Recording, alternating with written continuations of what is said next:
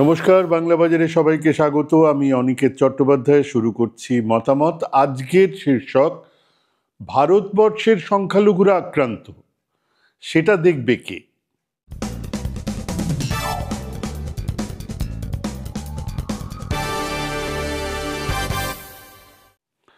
ভাই সকল, আমার সহনাগরিক বৃন্দ, কথায় আছে কাঠ খেলে, হ্যাঁ, আমি আর বাকিটা বলছি না, সবাই জানেন, বুঝে নিন।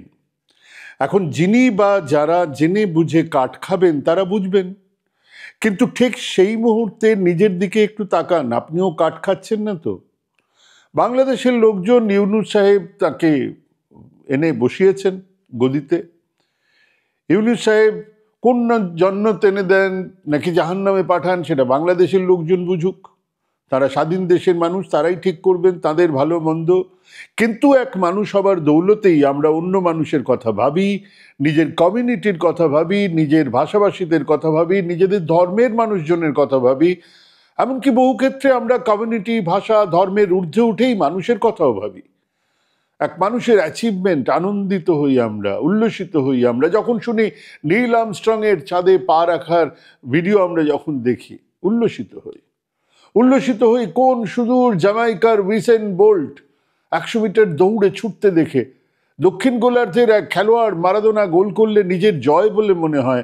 আবার ভিয়েতনামের ন্যাপাম বোনার ছবি, হিরোশিমায় অ্যাটম বোমার ছবি দেখলে শিউরে উঠি।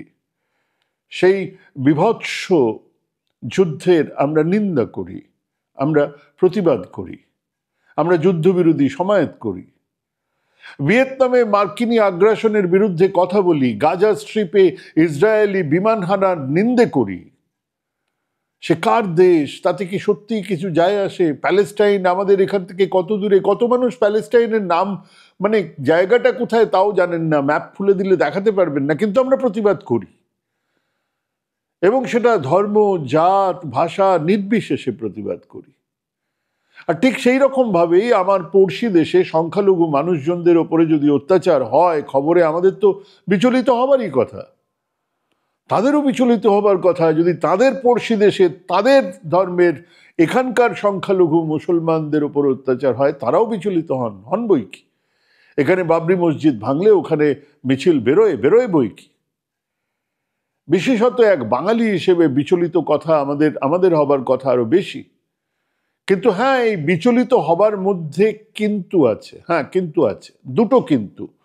এক, যা বলা হচ্ছে সেটা হচ্ছে কি না, মানে সেটা কি সত্যি বলা হচ্ছে, যা যা আমাদেরকে বলা হচ্ছে।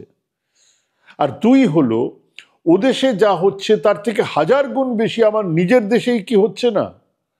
মানে আমার দেশের সংখ্যালঘুরা কুঁকড়ে আছে, ভয়ে মরছে, তাদের মারা হচ্ছে, আর আমি পড়শি দেশের সংখ্যালঘুদের জন্য কেঁদে আকুল হচ্ছি, সেটা তো কোনো কাজের কথা নয়। কাজেই ওই দুটো বিষয় নিয়ে কিছু আলোচনা করা দরকার। কারণ আমি তো ওই মার্ক্সবাদী কমিউনিস্ট পার্টির ব্লু আইড বয় থেকে নামাবলী জড়ানো আরএসএস প্রচারক অ্যাঙ্কার নই।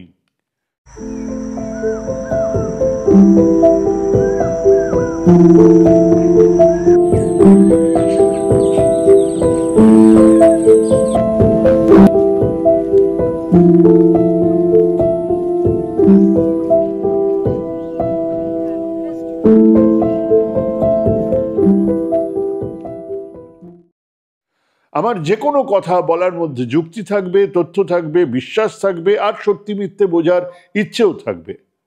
আচ্ছা, দুনিয়ার কোন দেশে সংখ্যালঘুরা দারুণ সুখে আছেন?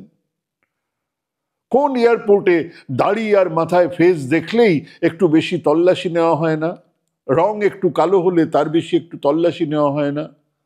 কোন ইউরোপীয় দেশে কালোদের অবজ্ঞার চোখে দেখা হয় না? মাত্র 2024-এ সুসভ্য দেশ আমেরিকার স্ট্যাটিস্টিক্স বলছে 277 জন কালো মানুষকে আমেরিকার পুলিশ গুলি করে মেরেছে, যা তাদের জনসংখ্যার, মানে কালো মানুষের জনসংখ্যার প্রতি 10 লাখের 6.2%। সাদাদের ক্ষেত্রে সেটা 2.4%। এই ফারাক কেন? কালোরা সবাই ক্রিমিনাল? তো আসা যাক প্রথম প্রশ্নে, সত্যি কি যা বলা হচ্ছে সেগুলো সত্যি? উত্তর না। সংঘ ঘনিষ্ঠ সংবাদ মাধ্যম আর বিজেপির আইটি সেল গত 12ই আগস্ট থেকে 5 ডিসেম্বর পর্যন্ত অন্তত 13টা বড় বড় খবর প্রচার করেছে, যা আমার আপনার প্রত্যেকের কাছেই এসেছে, প্রায় প্রত্যেকের কাছে। সেগুলো ডাহা মিথ্যে। এখন বিশ্বে ছড়িয়ে পড়া তথ্য ভাণ্ডারের মিথ্যে বের করার জন্য বেশ কিছু প্রতিষ্ঠান কাজ করছেন। মোহাম্মদ জুবায়েরের ফ্যাক্ট চেক সবাই জানেন। সেই রকম একটা সংস্থা হলো রিউমার স্ক্যানার। পৃথিবী জুড়ে এরা কাজ করেন। এদের কাজ হলো খবর আসার সঙ্গে সঙ্গে সেই খবরের সত্যতা যাচাইয়ে নেমে পড়া। কোন খবর? তাদের ভাষায় ক্রাইসিস জোন থেকে আসা খবরগুলোকেই আগে তারা যাচাই করেন, কারণ ওই ক্রাইসিস জোনে আরও ক্রাইসিস বাড়ানোর জন্য মিথ্যে প্রচারের দরকার হয়। তো সেই তারা জানাচ্ছেন এই ভুয়ো তথ্য প্রচারের তালিকা বেশ লম্বা। ভারতবর্ষের 49টা সংবাদ মাধ্যমের খবরকে তারা স্ক্যান করেছেন। 49টা, যারা ভুয়ো তথ্য ছড়িয়েছে। এবং তাদের লিস্টের একেবারে ওপরে রয়েছে নান আদার দ্যান রিপাবলিক টিভি। সবাই জানেন তারা 5টা গুজব, বড় বড় গুজব ছড়িয়েছেন। তালিকাতে এর পরেই আছে হিন্দুস্তান নিউজ, লাইভ মিন্ট আর জি নিউজ, যারা 3টে করে গুজব ছড়িয়েছে। ইন্ডিয়া টুডে, এবিপি আনন্দ আর আজ তাক ছড়িয়েছে 2টো করে মিথ্যে খবর। এই প্রতিটা খবর ছিল বাংলাদেশকে নিয়ে, বাংলাদেশের সংখ্যালঘু মানুষজনদের উপর অত্যাচারকে নিয়ে। 18টা অন্তত এমন হামলার খবরে বলা হয়েছে যে আক্রান্ত হয়েছে হিন্দু, কিন্তু যার বা যাদের কথা বলা হয়েছে খোঁজ নিয়ে দেখা যাচ্ছে তারা আসলে মুসলমান। খবর বলা হয়ে গেল, মানুষ উত্তেজিত হলেন। তারপরে ফ্যাক্ট চেকে জানা গেল তো গেল, কি হয়েছে? তাদের কাজ, তাদের পারপাস সার্ভড। 5টা এরকম ভিডিও ছড়ানো হয়েছে যা কম করে 1 বছরের পুরনো এবং যার সঙ্গে এই সময়ের গন্ডগোলের কোনো সম্পর্ক নেই। বিহারের একটা দাঙ্গার ছবি, সেটাও বাংলাদেশের বলে চালিয়ে দেওয়া হয়েছে। অন্তত 7টা ঘটনাতে ওই আগস্ট অভ্যুত্থানের পরে বিভিন্ন মুসলমান এলাকা আওয়ামী লীগ কর্মীদের ওপরে আক্রমণ, তাদের বাড়িঘরদোর পোড়ানোর ভিডিও বা ছবিকে হিন্দুদের ওপরে নির্যাতনের প্রমাণ হিসেবে বলা হয়েছে, যদিও 7টা জায়গাতেই ক্ষতিগ্রস্ত মানুষজন মুসলমান সম্প্রদায়ের। কিন্তু দেখানো হচ্ছে সাম্প্রদায়িক ছবি, দেখানো হচ্ছে বাংলাদেশের ছবি, মুখ চোখ দেখে বোঝা যাচ্ছে বাংলাদেশ। এবার খবর দেখানো শুরু করা হলো যে এক হিন্দু মানুষের সন্তান নিখোঁজ হয়ে গেছে এবং এলাকার মানুষ তার দাবিতে মানববন্ধন শুরু করেছে। কি টাচি নিউজ! একজন হিন্দু সংখ্যালঘু মানুষের সন্তান হারিয়েছে, সাহা করে কাঁদছে, এবং তার পাশাপাশি মানুষজন মানববন্ধন শুরু করেছে, রেজিস্ট্যান্স অব দ্য হিন্দু। খোঁজ নিয়ে দেখা যাচ্ছে ঘটনাটা 2013 সালের বাবুল হাওলাদার নামে এক মুসলমান ব্যক্তির সন্তান হারিয়ে গেছে। সেই সময় এই সমস্ত হয়েছিল। প্রশ্ন হলো, কেন এটা ছড়ানো হচ্ছে? সেই এলাকার মানুষ তো জানেন, তারা হাসবেন এই মূর্খের কারবার দেখে। কিন্তু অন্য জায়গাতে, বাংলাদেশেরই অন্য জায়গাতে বা এই বাংলার বিভিন্ন প্রান্তে তা হিন্দুদের ওপর অত্যাচার হিসেবেই প্রচার হবে। ডোনাল্ড ট্রাম্প রাষ্ট্রপতি হবার পরে নাকি ইউনুস পালাচ্ছেন। রিপাবলিকের ক্যাপ্টেন ময়ূখ মাঠে নেমেছিলেন। সঙ্গের ছবিটা ছিল ইউনুস সাহেবের ফ্রান্স থেকে দেশে ফেরার, দেশ থেকে পালানোর নয়। কিন্তু রটানো হলো। যদি একটা ক্যাওস তৈরি করা যায়। 13 নভেম্বর করাচি থেকে চট্টগ্রাম এক জাহাজ এসে পৌঁছয় চট্টগ্রাম বন্দরে। বলা হয় 1971-এ এই জাহাজই নাকি অস্ত্র, কামান, বারুদ নিয়ে এসেছিল। আবারও এসেছে। ডাহা মিথ্যে দিয়ে আসলে ক্যাচাল পাকানোর চেষ্টা চলছে। 25 নভেম্বর চিন্ময় কৃষ্ণ দাসকে চট্টগ্রাম আদালত থেকে বের করার সময় এক আইনজীবী শফিকুল ইসলামের মৃত্যু হয়। প্রথমেই বলা হয় এই আইনজীবী নাকি চিন্ময় মহারাজের আইনজীবী ছিলেন। নাম বেরিয়ে আসে, ভুলটা প্রমাণিত হয়ে যায়। তারপর আরেকজনের হাসপাতালে শুয়ে থাকার ছবি ভাইরাল করে দেওয়া হয়। তার নাম রমেন রায়, তিনি নাকি আইনজীবী। তার ঘর ভেঙে দেওয়া হয়েছে এবং মধ্যিখানে তার মাথা ফাটানো সেই ছবি হাসপাতালে দেখা যাচ্ছে। এদিকে চিন্ময় মহারাজের উকিলের নাম শুভাশিস শর্মা। ওই রমেন রায়ের সঙ্গে এই ঘটনার কোনো সম্পর্ক নেই। কারা ছড়াচ্ছে? নিশ্চিতভাবেই এপার থেকে ছড়াচ্ছে বিজেপির আইটি সেল ছড়াচ্ছে, কারণ খুব পরিষ্কার তাদের বাংলাদেশের হিন্দু বাঁচলো না মরলো তা নিয়ে কোনো চিন্তা নেই, থাকার কথাও নয়। তারা চায় এই দেশে, বিশেষ করে পশ্চিমবঙ্গে, সাম্প্রদায়িক টেনশন, সাম্প্রদায়িক মেরুকরণ। গত কিছু নির্বাচন সাফ বলে দিচ্ছে যে হিন্দু ভোটারদের আর সামান্য 3-4% যদি বিজেপির ধারে নিয়ে যাওয়া যায় তাহলে মমতা সরকারের বিপদ অনিবার্য। মানে উত্তর পূবের 7 সিস্টারের দখল প্রায় নেওয়াই আছে, সেখানে হিমন্ত বিশ্ব শর্মা লাঠি চালাচ্ছেন। মণিপুর সেখানে ভাগ করে দিয়ে, দাঙ্গা লাগিয়ে দিয়ে সেটাও দখলে। বিহারে তো নীতিশের বকলমে বিজেপি রাজ্যপাট চালাচ্ছে, নীতিশ সরে গেলে সেখানে তো বিজেপিরই রাজ। উড়িষ্যায় এসে গেছে কবজায়, কেবল বাংলাটা এলে দৈর্ঘ্য প্রস্থে সমান হয়ে যাবে। বুঝেছ উপেন? এটাই উদ্দেশ্য। এবারে আসি দ্বিতীয় বিষয়ে, কোন মুখে আমরা অন্য আর এক দেশের সংখ্যালঘুদের অধিকার নিয়ে কথা বলবো? এরা দেশে দেশে মানবতাবাদের জ্ঞান দিয়ে বেড়ান, সেই রকম বসুধৈব কুটুম্বকম বলা আমাদের দেশে সংখ্যালঘুরা প্রতি ক্ষেত্রে আজ নির্যাতিত। তাদের ধর্মস্থান নিয়ে এক লাগাতার এমন প্রচার চলছে যে তারা আজ নিজেদের পাড়ার মসজিদটাকেই দুর্গ করে তুলছেন। একবার বলেছিলেন অযোধ্যার কথা, সেই সময়ে আমাদের এখানে প্লেসেস অফ ওয়ার্শিপ অ্যাক্ট পাশ করানো হয়, বলা হয় ঠিক আছে বাবরি মসজিদ বাদ দিয়ে আর কোথাও কোনো কথা হবে না, কিন্তু তারপরেও একের পর এক কথা তুলে যাচ্ছেন। এবং অদ্ভুতভাবে এখানে পরিষ্কার বলা আছে যে সেখানে 1947-এর সময় যা ছিল তাই থাকবে। তো কোর্টে চলে যাওয়া হচ্ছে, কোর্টে গিয়ে বলা হচ্ছে যে ওখানে তলায় আমাদের মন্দির ছিল। এবারে কোর্ট তো সোজাসুজি বলেই দিতে পারতো না, প্লেসেস অফ ওয়ার্শিপ অ্যাক্ট আইন আছে, আমরা এই আইন যতদিন থাকবে ততদিন পর্যন্ত আমরা কিছু করতে পারবো না। তারা বলছে না ঠিক আছে, পাল্টানো তো দূরের পরের কথা, খুঁজে তো দেখি, অর্থাৎ তদন্ত চলুক, অর্থাৎ জল গরম হোক, হাওয়া গরম হোক, সেখানকার সংখ্যালঘু মানুষজন আতঙ্কে থাকুক, এটাই কাজ কারবার। 4 বছর ধরে এই মামলা ঝুলে আছে সুপ্রিম কোর্টে। এই বিচারপতি চন্দ্রচূড় বলেছেন হ্যাঁ ঠিক আছে প্লেসেস অফ ওয়ার্শিপ অ্যাক্ট আছে, আমরা তো পাল্টাতে দিতে পারি না, কিন্তু তদন্ত করে দেখতে ক্ষতি কি, তলায় কি আছে?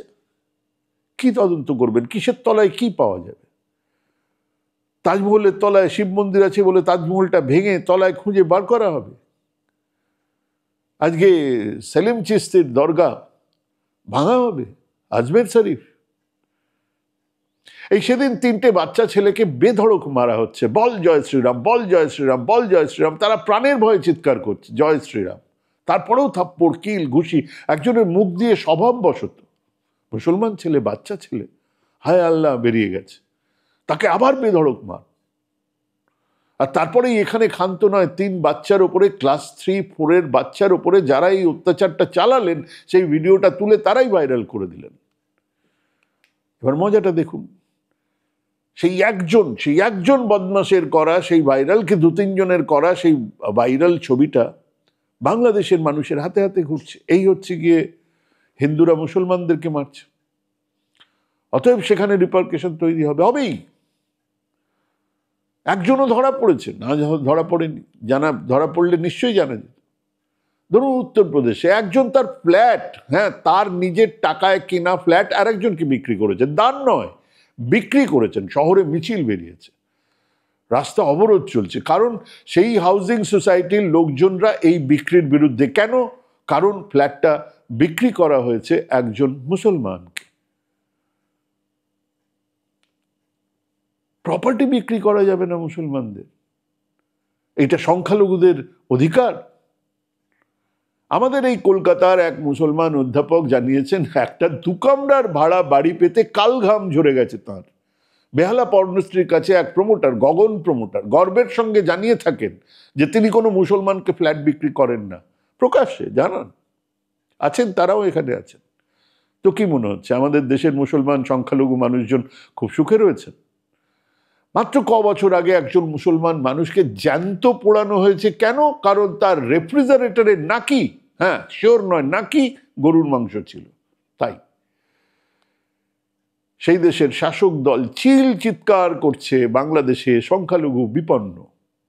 যারা বলছে তাদের ঘোষিত লক্ষ্য হলো হিন্দু রাষ্ট্র, তারা নিজেদের দেশের সংখ্যালঘু মানুষজনকে সেকেন্ড ক্লাস সিটিজেন বানিয়ে রাখতে চায়। আগে হিন্দু রাষ্ট্রের দাবি ওঠেনি? উঠেছে।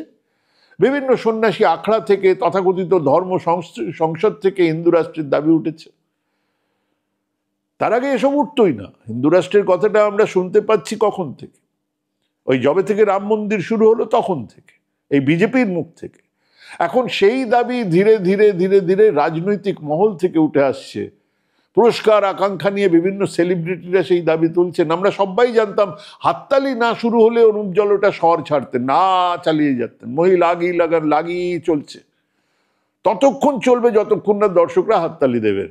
এই গানের সার্কাস দেখে দেখে আপাতত মানুষ ক্লান্ত। দমবাজ অনুপ জলোটা গানের জলসা থেকে রাজনীতির জটলাতে অনায়াসে ঢুকে পড়েছেন। তিনি দাবি করেছেন দেশভাগের সময় মুসলমানরা পাকিস্তানে গেছেন, ইসলামিক রাষ্ট্র হয়েছে, হিন্দুরা এদেশে গরিষ্ঠাংশ, তাই হিন্দু রাষ্ট্র হওয়া উচিত ছিল। কি জ্ঞান! তখন হয়নি, এখন করা হোক। পৃথিবীতে তো কোনো হিন্দুদের কোনো দেশ নেই, তাই ইত্যাদি ইত্যাদি ইত্যাদি। সাধ্বী রীতাম্ভরা, বিভিন্ন রাজ্যের এমপি এমএলএদের এক অংশ যারা কট্টর হিন্দুত্ববাদী বলে চিহ্নিত, তারা এখন প্রকাশ্যে হিন্দু রাষ্ট্রের কথা বলছেন, দাবি তুলছেন। সেই তালিকার পুরনো পাপী যোগী আদিত্যনাথ প্রকাশ্যেই উগ্র হিন্দুত্বের কথা বলেই, তীব্র মুসলমান বিরোধী জিগির তুলেই তিনি জনপ্রিয়। উনি আবার বললেন হিন্দু রাষ্ট্র চাই।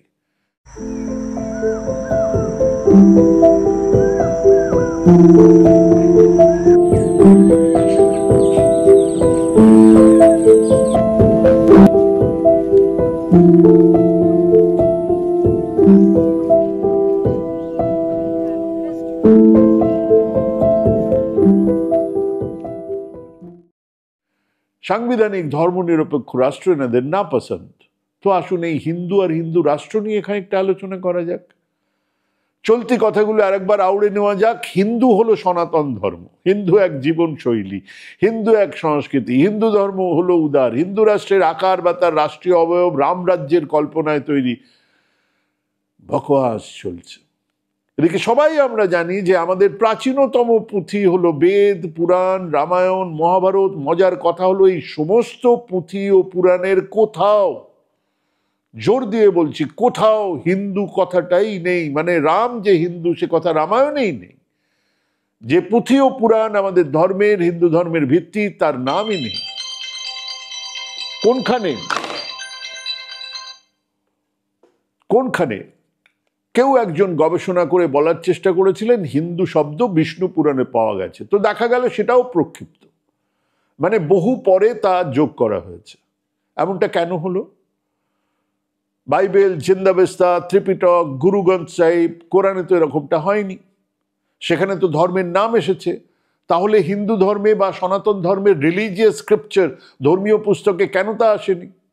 তার কারণ হলো হিন্দু আদতে কোনো ধর্মই নয়। তাহলে কি সংস্কৃতি বা জীবনশৈলী, যেমনটা যোগী আদিত্যনাথ গোলওয়ালকর বলার চেষ্টা করেন বা মোহন ভাগবত বলে থাকেন, তাও নয়।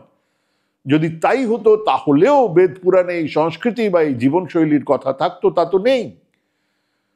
আর প্রচলিত অর্থে হিন্দু বলতে তো কোনো একটা ধর্ম, কোনো একটা সংস্কৃতি, একটা জীবনশৈলীও হওয়া সম্ভব নয়, কারণ এর বৈচিত্র্য। কোনটা হিন্দু জীবনশৈলী ভাই? নিরামিষ খাওয়া না মাছ খাওয়া? বেগুন ভর্তা না মাছের ঝোল? বলির মাংস খাওয়া? পুজোর মন্ত্র না থাকা? কেবল নামগান করতে থাকা চৈতন্যের সংস্কৃতি? নাকি তান্ত্রিক অঘরী বাবাদের শ্মশানে মৃতদেহ পুজো, ওং রিং ক্রিং ফট, সেটা সংস্কৃতি? হিন্দু কি একটা ধর্ম? তাহলে একই ধর্মে আস্তিক আর নাস্তিকরা একইভাবে থাকে কি করে? একইভাবে শাক্ত, শৈব, বৈষ্ণবরা থাকে কি করে? অনেকে বলেন এর উত্তর লুকিয়ে রয়েছে জীবের মধ্যে, আমাদের ষড়যন্ত্রের মধ্যে। সুদূর ইরাক, ইরান, আফগানিস্তান, মধ্য এশিয়া থেকে যে মানুষজন আমাদের ভূখণ্ডে আসতেন, তাদের ষড়যন্ত্রে দন্তস্ব উচ্চারণে বেশ কিছু জড়তা ছিল। তারা দন্তস্বকে হ উচ্চারণ করতেন, কাজেই সিন্ধু পারের বাসিন্দারা তারা হিন্দি বা হিন্দু বলা শুরু করলেন। ওদিকে ইউরোপ বা সেই অর্থে পশ্চিম থেকে আসা মানুষজনের সমস্যা হ নিয়ে, তাই হিকে তারা দ বলতো আর ড উচ্চারণ করতো। কাজেই সিন্ধু বা সিন্ধ হলো ইন্ডু বা ইন্ডি। পশ্চিমারা বহু পরে এসছেন, তার আগেই মধ্য এশিয়া থেকে আসা শক, হুন, তাতার, ইরাক বা ইরান থেকে আসা ব্যবসায়ীরা সিন্ধু উপত্যকার প্রত্যেককেই হিন্দু বা হিন্দি বলতে থাকেন। মুদ্রা সত্যি কথাটা হলো এই ভূখণ্ডের মানুষ, সে তারা যাই হোক না কেন, পরিচিত হতে দেখেন হিন্দি বা হিন্দু বলে। ইকবালের কথাটা মনে করুন, হিন্দি হ্যায় হাম বতন হ্যায় হিন্দুস্তান হামারা। ইকবাল বলছেন, ধর্মভীরু ধর্মপ্রাণ মুসলমান ছিলেন, সারে জাহাঁ সে আচ্ছা। ইকবাল তো এক আধুনিক কবি। তার বহু বহু আগে এই ভূখণ্ড থেকে যারা হজ করতে যেতেন, সেই মুসলমানদের সৌদি মানুষজন হিন্দি বলতেন। এখান থেকে যে মুসলমানরা যেতেন তাদেরকে বলতেন হিন্দি, হিন্দি এসছে, হিন্দি হিন্দি এসছে, মানে হিন্দুস্তানের বাসিন্দা। যে হিন্দুস্তান মোটামুটি অসম থেকে লাহোর, করাচি, বালুচিস্তান হয়ে কারাকোরামের পথ ধরে আফগানিস্তান ছুঁয়েছে, এধারে কাশ্মীরের দক্ষিণ ভাগ থেকে দাক্ষিণাত্যের সীমারেখা পর্যন্ত, না তার তলায় আর যায়নি। আর সেই কারণেই দ্রাবিড় অঞ্চলে তথাকথিত হিন্দু অবস্থান নেই, ছিল না। জওহরলাল নেহরু লিখছেন, আমাদের প্রাচীন ধর্মীয় সাহিত্যে তো হিন্দু শব্দটা পাওয়া যায় না। আমাকে বলা হয়েছে যে এই শব্দটা খ্রিস্টীয় 8ম শতকের হিন্দুস্তানি এক তান্ত্রিক গ্রন্থে পাওয়া যায়। খ্রিস্টীয় 8ম শতক, সেখানে পাওয়া যাচ্ছে, তার আগে নেই। সেখানে হিন্দু দ্বারা নির্দিষ্ট কোনো ধর্ম নয়, বরং নির্দিষ্ট কিছু মানুষকে বোঝানো হয়েছে। তবে এটা স্পষ্ট যে এই শব্দটা অনেক পুরনো এবং এটা আভেস্তা, মানে জেরুথ্রিষ্ট বা পার্সিকদের ধর্মীয় গ্রন্থ, জেন্দাভেস্তা যেটা বলা হয়, তার থেকে প্রাচীন এবং ফার্সিতেও পাওয়া যায়, সেই ধর্মগ্রন্থেও পাওয়া যায়। মানে হলো এক ভৌগোলিক সীমারেখার মধ্যে মানুষদের হিন্দু বা হিন্দি বলা হতো। তাহলে হিন্দু রাষ্ট্র ব্যাপারটা কি? আজ আমাদের দেশের সীমা কম বেশি নির্দিষ্ট, দেশের সংবিধান আছে, সংবিধানে দেশের নাম ভারতবর্ষ এবং ইন্ডিয়া, এক সাংবিধানিক গণতন্ত্র লাগু আছে। এর মধ্যে এই হিন্দু রাষ্ট্র বস্তুটির অবস্থান কোথায়, তার দরকারটা কি, তাহলেই নতুন কি হবে? এই আমোদ গেড়ে সেলিব্রিটি কঙ্গনা রানাওয়াত, অনুপ জলোটা ইত্যাদি ইত্যাদি ইত্যাদিদের যদি জিজ্ঞেস করা হয় যে বেশ তো কাল থেকে আমাদের দেশ হিন্দু রাষ্ট্র না হয় হলো, তার জন্য কি কি করতে হবে, কোথায় কি বদলাতে হবে, আর এটা হলে সাধারণ মানুষের কোন লাভ হবে, 100% শিওর যে একটারও জবাব ওনাদের কাছে নেই। এদের বাদ দিন, আদিত্যনাথ যোগী, হিমন্ত বিশ্ব শর্মা বা সাধ্বী রীতাম্বরা কেন বলছেন? আদত সমস্যাটা এইখানে। তারাও জানেন হিন্দু রাষ্ট্র ইত্যাদি এক আদন্ত মিথ্যে কথা, কিন্তু তারাও এটা বলতে থাকেন দেশের সংখ্যালঘুদের উত্তক্ত করার জন্য, ভয় দেখানোর জন্য। এক রাষ্ট্রের চিন্তা তাদের মাথায় আছে যেখানে সংখ্যালঘুরা হবেন দ্বিতীয় শ্রেণীর নাগরিক, যেখানে তাদের মৌলিক অধিকারও কেড়ে নেওয়া হবে। আর আপাতত এই জিগিরের ফলে হিন্দু মুসলমানে এক তীব্র মেরুকরণ হবে, আর সেই মেরুকরণের রাজনীতিকে কাজে লাগিয়ে আরএসএস বিজেপি মসনদে থেকেই যাবে চিরটা কাল। যদি এই হিন্দু রাষ্ট্রের কল্পনা আজকের আধুনিক ধর্মনিরপেক্ষ গণতান্ত্রিক সরকারই হয়, তাহলে আলাদা করে হিন্দু রাষ্ট্রের কোনো দরকারই পড়ে না। আসলে আরএসএস এর দলিলে, তাদের সরসংচালকেরা খুব পরিষ্কার করে বলে গেছেন এই দেশের নাগরিক তারাই হবেন। ভালো করে মন দিয়ে শুনুন, আরএসএস এর লিখিত দলিল, সেখানে বলা হচ্ছে এই দেশের নাগরিক তারাই যাদের পিতৃভূমি মানে যাদের এখানে জন্ম হয়েছে, যাদের কর্মভূমি মানে যারা এখানে কাজ করছেন। এটাই কেবল নয়, পিতৃভূমি এবং কর্মভূমির শর্ত বহু দেশেই আছে। তাদের এখানে জন্মাতে হবে, তাদের এখানে কাজ করতে হবে, তবেই এই দেশের নাগরিক হবেন না। তারা এর সঙ্গে আর একটা জিনিস জুড়েছেন, কেবল নয়, পুণ্যভূমিও হতে হবে এই দেশ। মানে তার পুজো, তার অর্চনা, তার পুজোর যে মূল জায়গা, সেটা এই দেশ হতে হবে। আপনার পুজোর জায়গায় যদি কামাখ্যা মন্দির হয়, অযোধ্যা হয়, কিংবা দক্ষিণের তিরুপতি হয়, বা আমাদের পাঞ্জাবের গুরুগঞ্জ সাহেব যেখানে হয় স্বর্ণ মন্দির হয়, বা আমাদের কালীঘাটে কালী মন্দির হয়, কোনো অসুবিধা নেই। কিন্তু মক্কা যাব হজ করতে, জেরুজালেম বা ভ্যাটিকানে আসতে থাকবে যাদের, তারা দেশের নাগরিক নয়। এটাই হিন্দু রাষ্ট্রের চেহারা। আপনার ভগবানকে এই ভারতে, এই ভূখণ্ডে জন্ম নিতে হবে, আপনার এই ভূখণ্ডের ভগবানকে পুজো করতে হবে। অর্থাৎ যদি কেউ তা না করে তাহলে সে নাগরিকই নয়। তারা লিখিতভাবে জানিয়ে দেয় মুসলমানদের মুসলমান থাকতে গেলে মক্কা, মদিনা, কাবা ছাড়তে হবে, এই দেশের কোনো ভগবানকে মেনে পুজো করতে হবে। খ্রিস্টানদের সাফ জানিয়ে দেয় যে বেথলেহেম বা ভ্যাটিকান সিটি হতেই পারে না তাদের পুণ্যভূমি, তাহলে তারা ভারতীয়ই নয়। সেই দল, সেই সংগঠন অন্য দেশের সংখ্যালঘুদের নিয়ে যখন কাঁদে, তখন তা আসলে কুমিরের কান্না, তা আসলে মানুষ ঠকানোর অভিনয়। ভাবুন, ভাবতে থাকুন, ভাবা প্র্যাকটিস করুন। ভালো থাকবেন, সুস্থ থাকবেন। আজকে এখানেই শেষ করছি। নমস্কার।